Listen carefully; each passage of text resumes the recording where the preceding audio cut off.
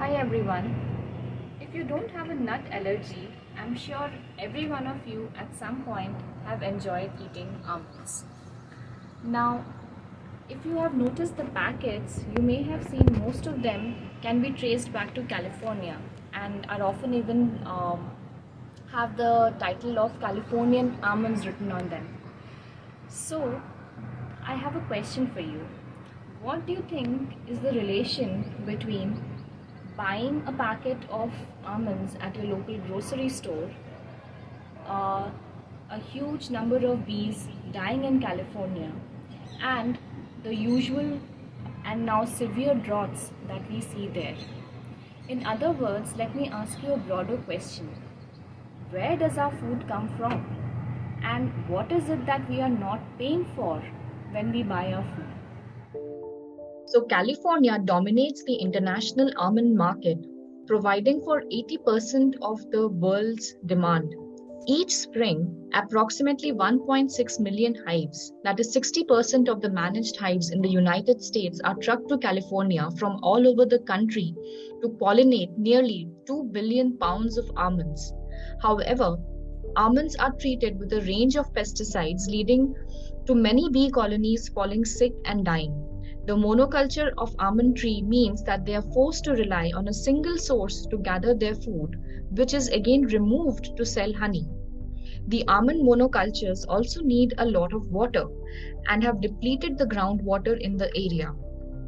The story gets grimmer if one starts accounting for the energy involved in transporting the bees and the almonds to their respective markets. Similar stories are unfolding everywhere as the impacts of unsustainable production and consumption of food is getting more apparent. So, recognizing the fundamental ways in which food impacts the planet and our well being, the United Nations held a food summit system in 2021, and the opening address said the following: rich or poor, young or old, every person in the world needs to eat. Safe and nutritious food provides not only life and health, but hope. Every day, billions of people harvest, process, and transport food to market and our homes. Consumers make choices of what to eat based on what is available and accessible. This daily activity touches us all and underpins our cultures, our economies, and our natural world. The production, transport, and consumption of wholesome food is directly related to at least 8 SDGs and thus forms an important educational and action based intervention. My project thus focuses on exploring the why, what, and how of sustainable transitions in the way we grow and eat our food. Globally, the current food regime is not just an ecological issue, but also a social and economic and an educational challenge. The industrial agriculture system practiced today is responsible for pushing at least 5 out of the 9 planetary boundaries beyond the safety zone. So, to find meaningful solutions, we require a radical transformation of our relationship with the food we eat, with an acknowledgement that we as human beings are also part of the natural environment. In terms of the aims of this project, thus, I recognize that the wicked problem of an unsustainable food system arises from the fact that food has deep connections to sustainability and social justice.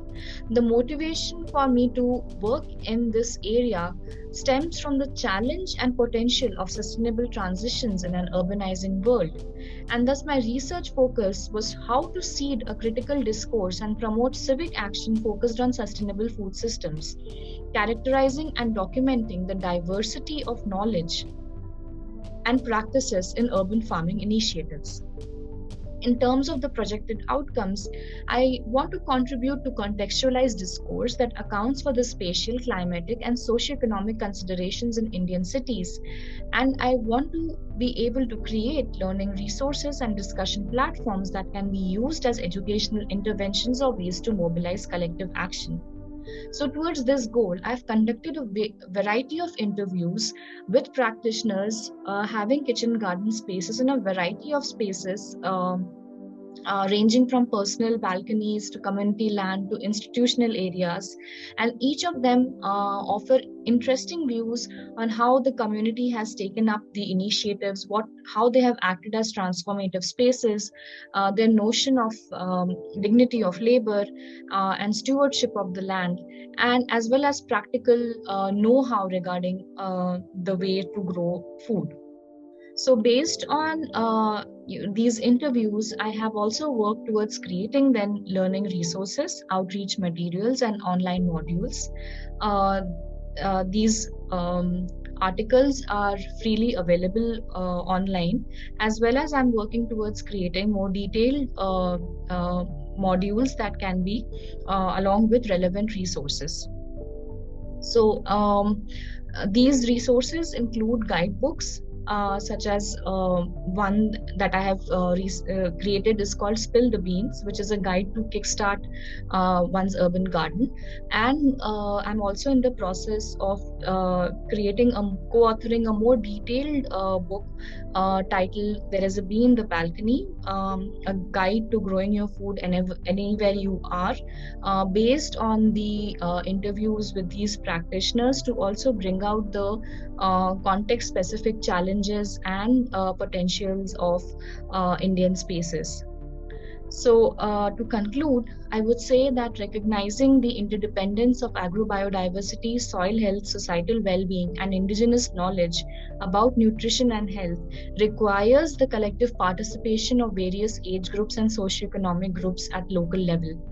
Efforts aimed at encouraging such participation will be a robust, systemic response to the wicked problem of unsustainable food systems and climate change. And towards this, the lessons and the perspectives that I have gained from being part of the ESD course have been most valuable for me. Thank you so much.